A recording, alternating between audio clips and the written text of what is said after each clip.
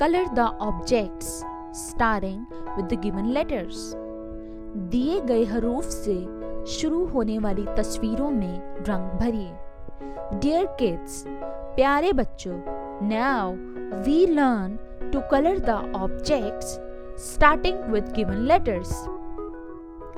अब हम दिए गए हरूफ से शुरू होने वाली चीजों में रंग भरना सीखते हैं. First, we shall read the letters and identify the given pictures. Then, we shall color the pictures. पहले हम हरूफ को पढ़ेंगे और दी गई तस्वीरों को पहचानेंगे. फिर हम तस्वीर में रंग भरेंगे. Here we see B. B stands for ball.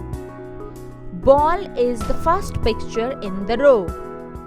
So, we color the picture of ball. Here we see H. H stands for house. Now, we search the picture of a house. Flower, house. Yes, this is the picture of a house. So, we color the picture of house.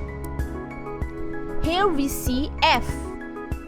F stands for fly. Now, we search the picture of a fly. Hand, duck, fly. Yes, this is the picture of a fly.